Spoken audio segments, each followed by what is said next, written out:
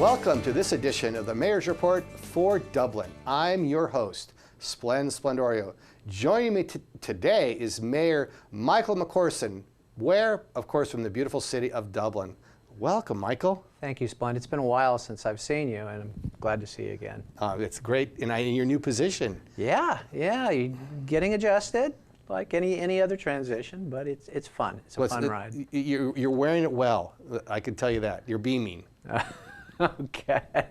Let's start off the show with what topics or updates would you like to share with our viewers? Well, last week we didn't get a chance to cover something that I thought was really important to cover, and this is about our downtown project. And I'd like to give our residents and our audience a little more perspective on this long-term initiative.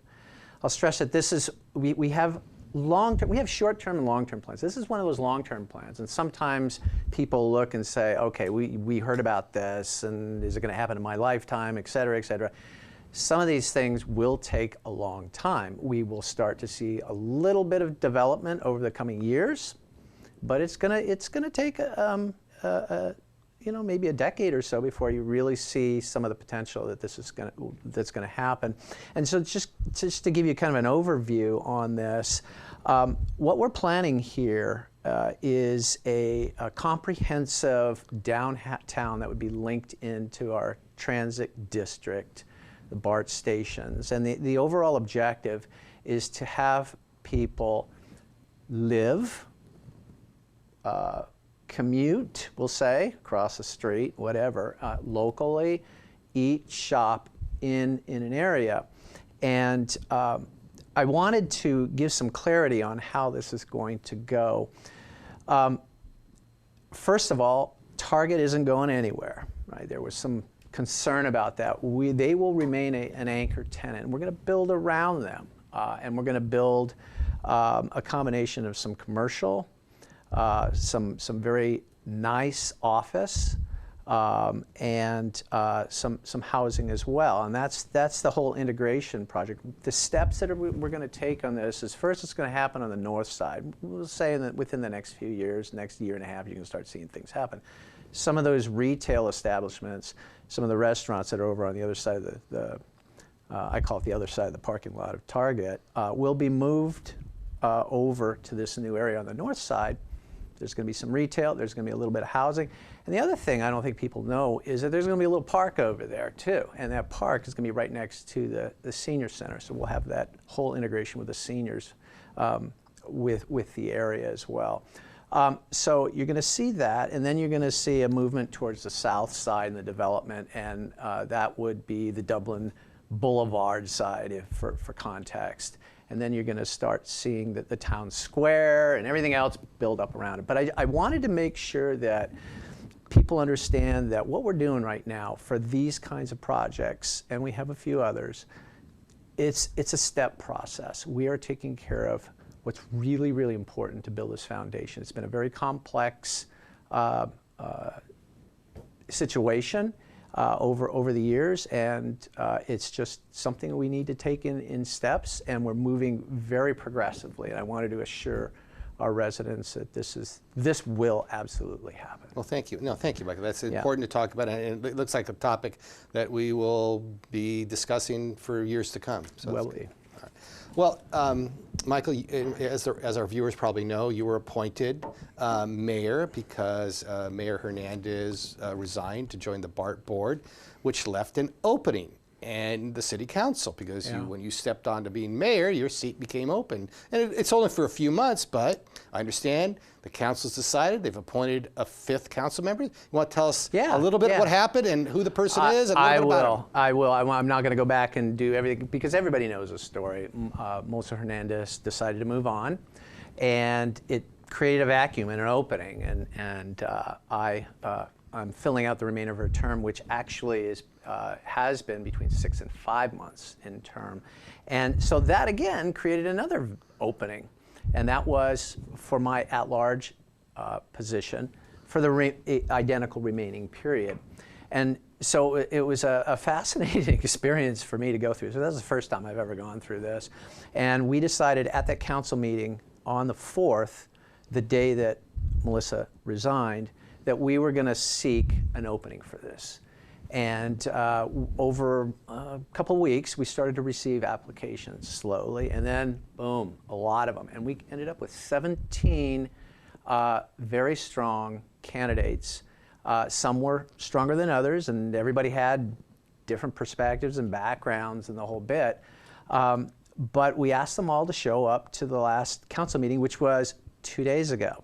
We had a little marathon. Everything was going smooth, and then, you know, whoa, okay, we're slowing down and talking to these people. But we did a short list. Out of that 17, we ended up with 6, and we interviewed those 6. Interview might be a strong way of describing it, but we asked them questions. And then we went through a process. And long and short, somewhere around 11 o'clock at night, we came up through discussion with a very qualified individual who has served in the past, Janine Thalblum, and she's done a very good job in the past, sitting in when Don Biddle passed away, as you remember. She has an extensive background. She has a military background. She understands that. That's a good fit. She is or has been on the Planning Commission. And I'll say we're really looking forward to her contribution. The important point, one of the important point was, hey, we need somebody to fill this in who understands some of these communities. Hit the ground running. Boom, yeah, and that was really one of the critical parts, because this really isn't a long term. So I'm very happy she's joined it, and we're looking forward to her contribution. Oh, great. Okay, great. Yeah. And she's already been sworn in?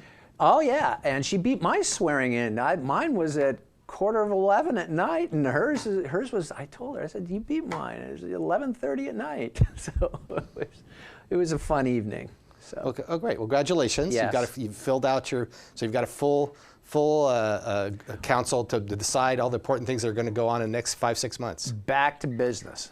Great. Moving forward. Well, let's talk about this business of the city a little bit. Recently, the city raised its garbage and recycling rates, or it's thinking about doing that. And tell us a little bit about, maybe people surprised that the city actually sets the garbage and recycling rates. Tell us a little bit about that. Why is it considered raising? And tell us a little bit more so the residents can be a little bit more informed on things I'm sure they care about. Yeah, and it's important to me as a resident too, because I really scrutinize this. You know, there's a complex formula, and I'm not going to get into, but it has to do with covering costs. And this time, the study indicated, or the audit indicated, that there wasn't enough room for them, and we had to cover a bit more cost. Now, the rates could have stayed the same. They could have actually gone down. They could have gone higher. But from what my understanding is, the amount that they needed was very minuscule. So we kept our rates very low, and what you're going to see for a lot of this on, let's say, for example, the 32-gallon trash can, that goes on our property taxes, and we see that. And the amount we're going to see is less than 1%. It's the actual amount is 0.92%. And if I move that forward, it's across the board. It's for all the residential, and it's for commercial as well. So this will translate into $42.92. I'm trying to memorize my table that I actually have all the garbage rates. You quiz me, I got them. But per month for the residential can. I do want to point out one really important thing that I don't think that we really know, is that Dublin's service is extremely competitive. It has some real value compared to some of the other cities around here, because it's not only the little can, I call it the little can, right? The 32, but we're also getting 2 large. You got a recycling can and a green bin, and that's all inclusive in that. Other cities, they have mix and matches. So we're doing well on the residential, and on the commercial side, it all depends on the level of service. But at this point, the rates are across the board 0.92%. So I just wanted to point that out. We've got good value here. Rates go up, okay, reasonably this time. As a resident, I looked at it. I go, yeah, that's fine. I can handle that. But Well, that's. Well, Michael, Yeah. it seems actually, I mean, when you consider the rate of inflation over the last few years, Yeah. it seems like less than 1% doesn't even keep up with inflation, really, when Yeah. you think about it. Yeah. But tell us a little bit more about, I know you have to split them up into 3 bins. Tell us a little bit more, what does that do in terms of the city's ability to meet some climate goals, things like keeping things out of landfills? Is it important to split them up, that people actually do that? Our feedback is that people are actually doing it. It's hard sometimes on the commercial side, and we're working that. But on the residential side, people are adhering to that, and I have generally good information that our residents really care about our environment. But also in terms of the garbage rates, and did you get any comments from the public or from businesses that they would want to see them lower, or No, not really? no, and we at this point, no. It seems that people understand that this is part of it. They're probably focusing on a few other things, on their property tax bill, for example. And this is a 1-year increase, or does Yeah, it every year it's looked at and reevaluated. All right, well, thank you so much, Michael, for Yeah, filling us no in problem. about the garbage rates. We're going to take a short break. We'll be right back on this edition of the Mayor's Report for Dublin.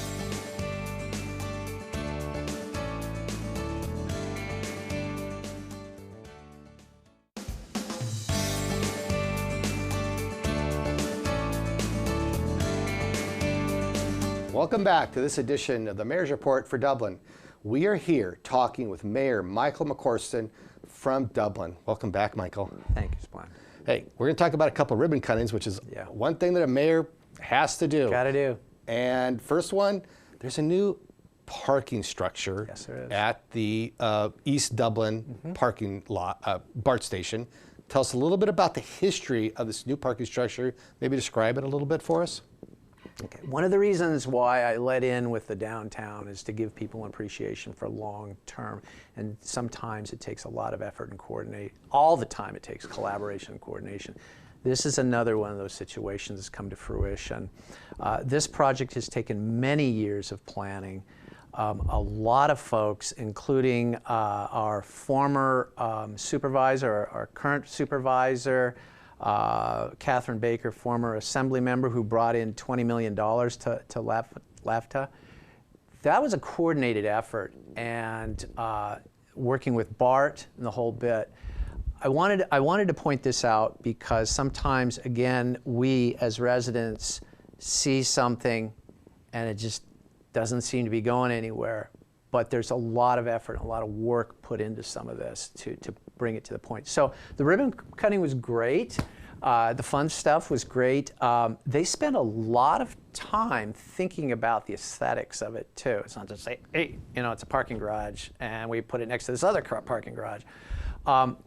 They've actually got some very nice artwork on there, and I was impressed. And when I met the artist and I understood what he went through.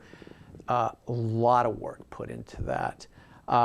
What I wanted, it satisfies a lot of purpose. One is, hey, as a former BART rider, I remember the angst I had looking for a parking space, running around, going, right, and trying to find something, and then trying to reach that train for San Francisco. This gives that ridership that extra flexibility. Sure, and it helps the rider. It reduces in some ways the emissions, but more importantly, and I'm not going to speculate on future development. I was looking around and go, this location is a very strategic location, and it's timely. Eventually, there will be additional development in the area. Additional commercial development, I'm hoping, at some point. And that garage is going to serve a good purpose. So it's not only BART ridership, but I think it's going to create even more value to the Dublin community over time. Michael, how many spaces did it add? You know, off the top of my head, I wanted to say over 1,000, but I should have that stat. Okay. I don't have it on. Yeah, okay. Yeah. Oh, great. That's good to know. And so you mentioned a little bit of state funding, a little bit of local funding. Yeah. We had a combination of both of that, and that was critical to the establishment of that garage. Right, and you're right. I did notice the artwork, and it's really pretty. Yeah, it is. Yep. Well, you also attended another ribbon cutting, and that's for Emerald High School, which still looks like, I drove by it the other day, it's still got a lot of work to be done, but it does. But tell us a little bit about the first, they're going to have some students coming. Yeah. Tell us a little bit what's completed, what has to be done, and tell us about the ribbon cutting. Okay, I'm going to start off giving it some context and giving people some kudos. Again, this is the day we acknowledge some of these long-term projects. This was another one of those long-term projects. And kudos to the district, the school district, the board, the parents that were involved in some of this. This was something that took a lot of effort. There was a lot of, bashing around, but it all came out. It's a beautiful state-of-the-art school. I'll give you some context I wasn't aware of, that this is, in the last 50 years, there's been 0 comprehensive high schools built, and this is the first in the last 50 years, which I think is a great achievement, a great focus. There's a whole purpose, and we know why we built this, for increasing students, number of students, but it's a beautiful place. If you have a chance to take a tour, I've taken two tours. This place is state-of-the-art. I can't say enough about it. And there is some work to be done. A lot of it has been done already, but I will, from a scheduling standpoint, I want to point out that the students are ready to go. They're going to be freshmen, sophomore. They're going to be put in this coming August, and then eventually over the next 2 years, the rest, we'll call it the juniors and the seniors. So we'll have 4 classes over the next 2 years. The school's complete. It's got a tower, a classroom for classrooms. It's got a visual arts and performing arts center. Of course, it's got a library, and it's got a beautiful gym. I've seen all this stuff. I'm like, wow, I wish I had something like this when I was in high school. So it's moving along. I believe they still have to do, there's a second building that this is off the top of my head, that they're putting in, and they do have to build out the track and field area a bit too. So there's some work to be done. All right, well, Michael, in terms of the facilities that you toured. In fact, maybe I should ask you, if you took a tour, if someone was interested in taking a tour, would they contact the school district? They would contact the school district, yes. Well, give us your impressions, though, when you walked around. I know you gave us some general impressions. You were impressed by it? Yeah. Is it like is it just because it's new, or you said, hey, there's some really cool labs in here for the students, the STEM program, or for the visual arts, things like that? Did you notice anything particular that really struck with you?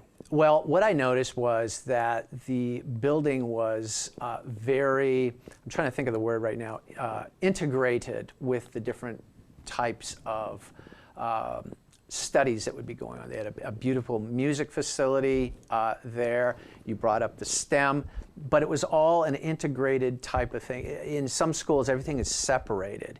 This school, everything had a purpose and a place, and it was well designed, it was open. And that was the thing that I thought about that was great. Struck with you, yeah. Yeah.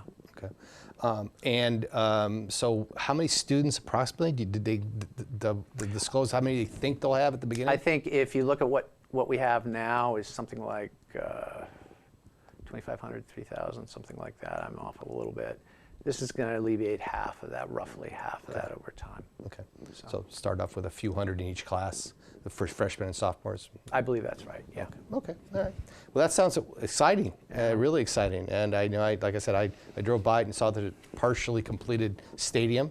I guess track and field and soccer and football, things like that. So let's talk about some really fun stuff. Summers in Dublin are just enjoyable, right?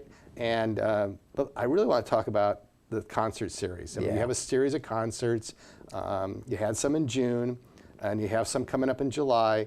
But let's talk a little bit about, first let's talk about where are they at? Where are they? Okay, so we've had 3, as you know. I was opening at the very first, and that was a tremendous experience for me. I realized, looking around, that it was very popular. And from what I've heard so far of the last couple of them, very popular as well. So we've got Dublin residents. I went out and talked to some of the folks in the audience, and they're from all over. I wouldn't say all over the Bay Area, but all over the East Bay. They're actually coming to see. They know about this because we've got great bands. But let me give you a little bit of information very quickly. We've had 3, as I said. It's going to be a total of 8. We got 5 more going on. So we've got a group called the Peelers that is a top 40 medleys cover band. We've got a band called Notorious, featuring hits and classics from the 70s, Motown disco, R&B, soul, classic rock. Then we have a Tom Petty cover band that is very popular. It's called the Big Jangle. And then one that I think I'm definitely going to attend is a Santana tribute band, and it's called Carnival. The final concert will be August 1st, and it will feature a band called Wonder Bread 5. And that's an interesting title. I don't know where they got that from, but it's a very popular band, and we've used it at the Splatter Festival in recent years. Okay, so in terms of the dates and the times, can you, if residents were to look on the city website, is there a link there? There is a link there. They can find the specific times when these bands are showing up. Okay. And tell us the location. That would be at the Emerald Glen Park. All right. And tell us also, is there a cost to get in? No, it's free. Free? Can I? I'm going for free. Well, you have privileges. How about, can you buy food? Can you buy alcohol? Good questions. Yes, there's food there. It's actually, from my understanding, you got the farmers market going on. There's a lot of things that are happening. So there'll be plenty of food and absolutely great entertainment. All right. And it is for the entire family. Yes, yes, absolutely. And I saw a lot of families there. Okay. Right. This wasn't just those guys, people reliving their 1970s, right?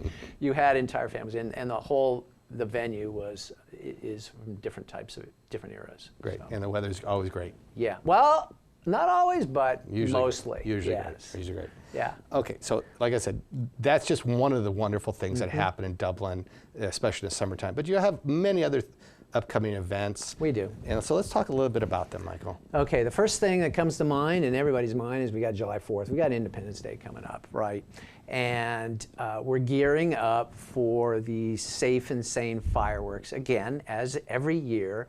And so the Safe and Sane fireworks can be sold starting on June 28th through Independence Day.